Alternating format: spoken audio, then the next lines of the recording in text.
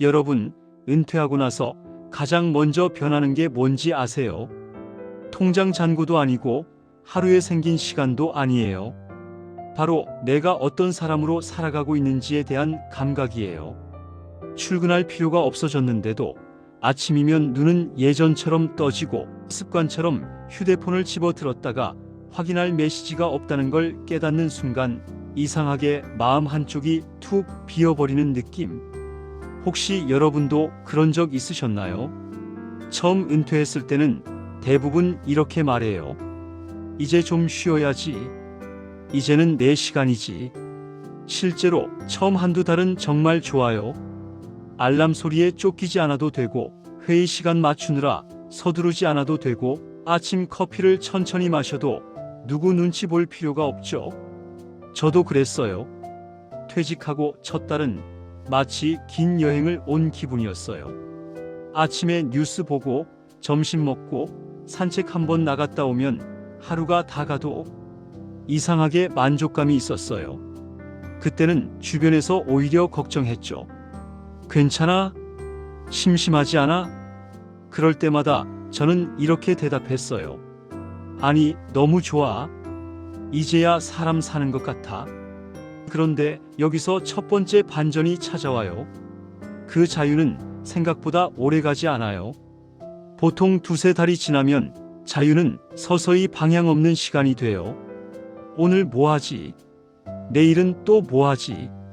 아무도 묻지 않는 질문을 하루에도 몇 번씩 스스로에게 던지게 돼요.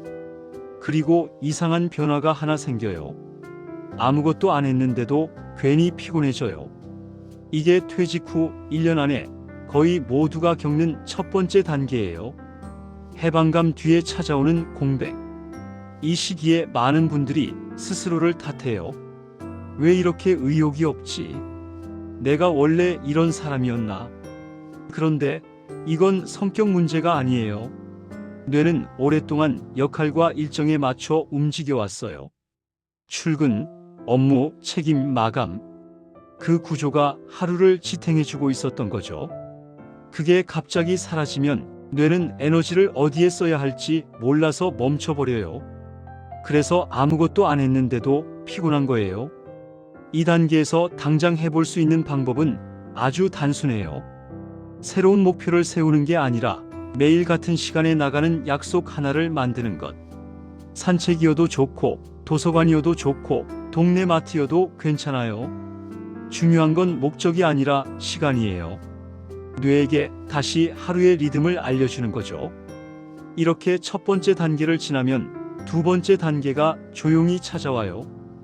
허전함이에요. 이 허전함은 생각보다 깊어요. 아침에 일어나서 오늘 하루를 설명할 단어가 없어지는 느낌. 누군가 나를 필요로 하지 않는 것 같다는 감각. 이때부터 이런 생각이 슬그머니 들어요. 나는 이제 쓸모없는 사람이 된 건 아닐까. 이게 두 번째 반전이에요.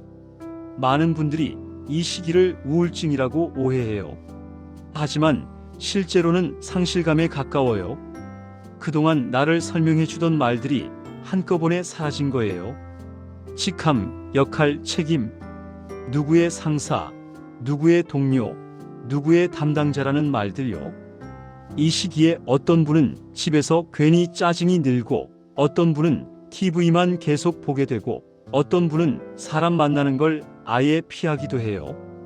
여기서 중요한 건 이 상태를 빨리 없애려고 애쓰지 않는 거예요. 허전함은 밀어내면 더 커져요.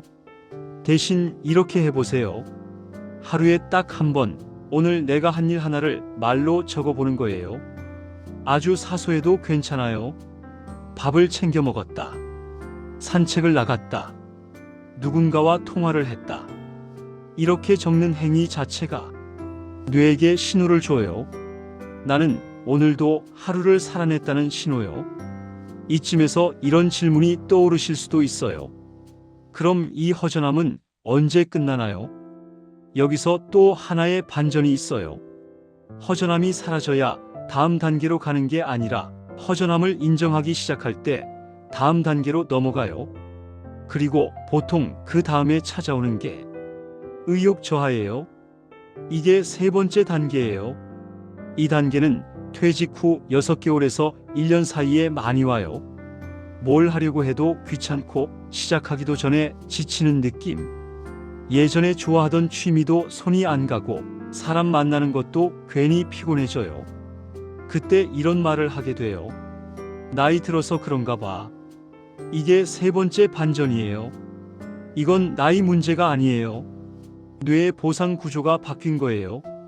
일을 할 때는 성과, 평가, 인정이 자동으로 보상으로 따라왔어요. 퇴직 후에는 그 고리가 끊겨요. 그래서 뭘 해도 보람이 잘 느껴지지 않는 거예요.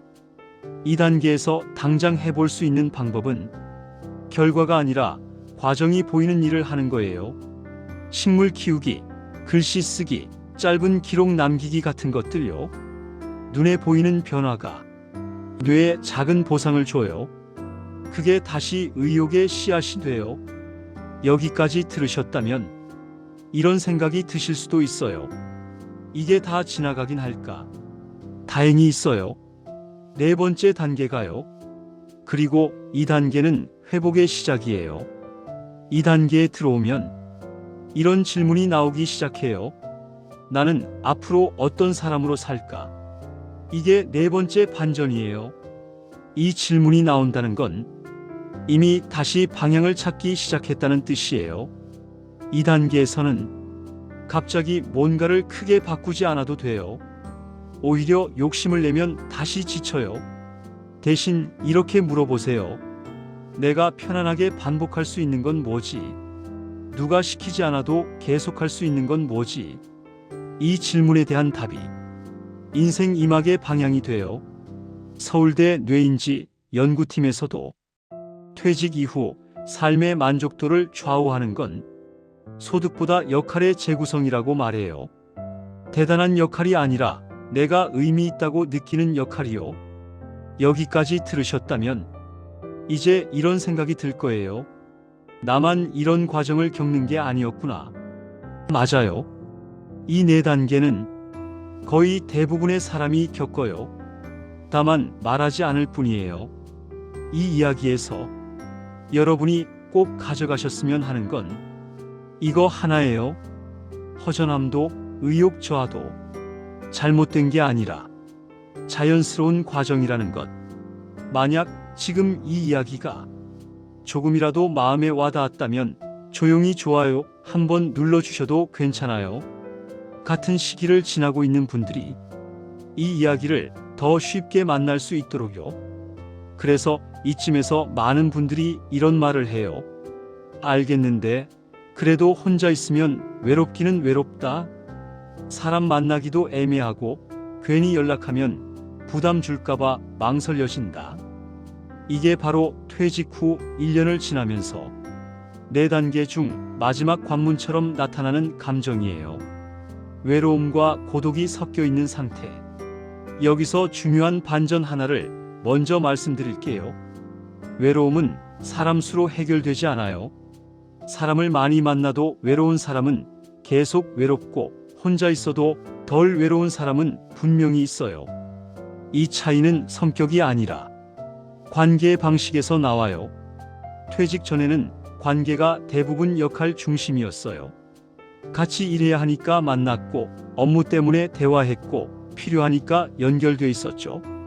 그런데 퇴직 후에는 그 역할의 끈이 한 번에 풀려버려요. 그래서 이전과 같은 방식으로 사람을 만나려고 하면 괜히 어색해지고 쓸데없는 사람 같다는 느낌까지 들어요. 이게 네 번째 단계의 진짜 어려움이에요. 사람이 문제가 아니라 관계의 기준이 바뀌어야 하는 시점이라는 것. 이 시기에 어떤 분은 갑자기 동호회에 여러 개 가입해요. 처음에는 바쁘고 좋은데 몇 달 지나면 더 피곤해져요. 여기서 또 하나의 반전이 있어요. 이 시기에는 넓은 관계보다 좁고 느슨한 관계가 훨씬 회복에 도움이 돼요. 매일 안 봐도 되는 사람, 꼭 대단한 이야기를 안 해도 되는 사람, 같이 있어도 말이 없어도 불편하지 않은 사람. 이런 관계 하나만 있어도 외로움의 강도는 확 줄어요. 당장 실천할 수 있는 방법 하나를 드릴게요. 사람을 만나야겠다고 목표를 세우지 말고 공간을 먼저 정해보세요. 매주 같은 요일, 같은 시간에 가는 장소 하나. 도서관, 주민센터, 작은 카페, 공원. 사람을 만나러 가는 게 아니라 그 공간에 나를 노출시키는 거예요. 뇌는 반복되는 환경에서 안정감을 느껴요. 그 안정감이 쌓이면 자연스럽게 말이 트이고 관계도 부담 없이 시작돼요. 서울대 뇌인지 연구팀에서도 고령기 우울과 고독을 줄이는 핵심 요인으로 의미 있는 반복 환경을 꼽았어요. 사람이 아니라 환경이 먼저라는 거죠. 이쯤에서 이런 생각이 드실 수도 있어요. 그럼 나는 지금 어디쯤 와 있는 걸까?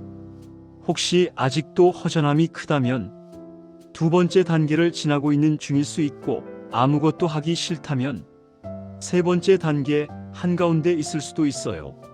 중요한 건 어디에 있느냐가 아니라 멈춰 있다고 느끼지 않는 거예요. 퇴직 후 1년은 망가지는 시간이 아니라 재정렬되는 시간이에요. 이 과정을 겪지 않고 바로 잘 지내는 사람은 거의 없어요. 겉으로 멀쩡해 보여도 속으로는 다 비슷한 질문을 해요. 나는 이제 뭐지? 앞으로 뭘 해야 하지? 그 질문이 나온다는 것 자체가 이미 다음 단계로 가고 있다는 증거예요. 여기서 한 가지 더 현실적인 조언을 드리고 싶어요. 이 시기에 절대 비교하지 마세요.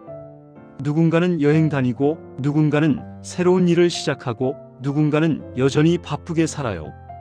그 모습만 보고 나는 왜 이렇지 하고 자신을 깎아내리면 회복은 더 느려져요. 각자의 속도가 있어요. 그리고 이 네 단계는 순서대로 자기 속도로 지나가야 의미가 있어요. 혹시 지금 이 영상을 들으면서 조금 숨이 편해졌다면 그건 여러분 마음이 이미 자기 자신을 이해하기 시작했다는 신호예요. 이쯤에서 한번 스스로에게 이렇게 말해보세요. 나는 잘 가고 있다. 조금 느릴 뿐이다. 만약 이 이야기가 여러분 마음에 조금이라도 닿았다면 구독이나 좋아요를 조용히 눌러주셔도 괜찮아요. 같은 시기를 지나고 있는 누군가에게 이 영상이 닿을 수 있도록요. 다음 영상에서는 고독과 외로움에서 벗어나는 조금 더 구체적인 과학적 방법을 이야기해 볼게요. 사람을 억지로 늘리지 않아도 마음이 덜 흔들리는 방법, 혼자 있는 시간이 고립이 아니라 회복이 되는 방법을 차분히 풀어보려고 해요. 오늘 이 이야기를 듣고 나서 내일 아침이 조금 덜 막막해졌다면 그것만으로도 이 영상은 제 역할을 한 거예요. 오늘도 함께 해주셔서 고맙고, 여러분의 인생 2막은 이미 시작되고 있다는 것, 그 사실만은 꼭 기억하셨으면 해요.